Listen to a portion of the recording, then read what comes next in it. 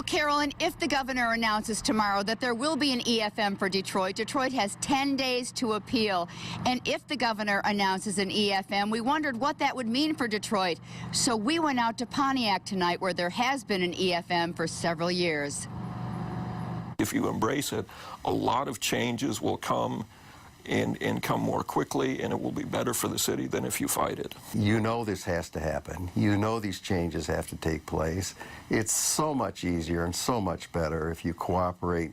The mayor of Pontiac and Pontiac's emergency financial manager with advice tonight for the mayor of Detroit and Detroit City Council, if in fact an EFM is what Governor Rick Snyder decides is the answer for Detroit. An announcement is expected tomorrow. It can be kind of unpleasant. It's embarrassing for elected officials in a city to have their power taken away and be told that they didn't know how to run the city. But that's Michigan law, and that's what you have to work with. Mayor Leon Jakowski says it's been painful at times, and he knows it won't be easy for Detroit. But he says he believes it's the only answer. And EFM Lou Schimmel agrees, saying a revised consent agreement would be, in his opinion, a waste of time. We've gone through all of that.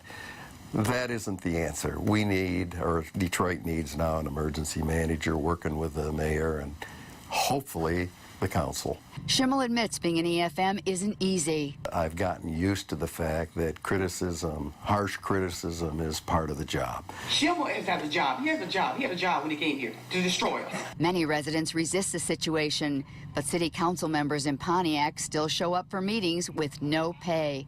Leon Jakowski is paid, but as a consultant to the EFM. Work as much as you can with the emergency manager. You may not agree with everything that gets done, but you can still get an awful lot done for the good of your constituents.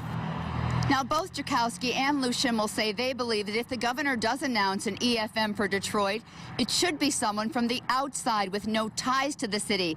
They say that way it would be easier to make the deep and drastic cuts that will be necessary. Tomorrow, the announcement will be here at the Maccabees building, the governor's announcement, and we will be here to bring it to you. Reporting live, I'm Cheryl Choden, 7 Action News. Quick question, Cheryl. I don't know if you know the answer, but did that EFM in Pontiac decide on whether the mayor would get the pay? Because I know you said the Pontiac City Council aren't getting paid, but they're still showing up. Well, just a couple things I want to mention. Their city council was a part-time city council, not like Detroit's, so they were paid per meeting, but they do come without pay. And Leon Jakowski, he is the mayor, but he's paid as a consultant. And also, Schimmel says that the consultants are so important that the EFM in Detroit will need a team of consultants. So maybe somebody from council or maybe the mayor, Mayor Bing, will be on his team. He said that the EFM, if there is one, would need a strong team to surround him.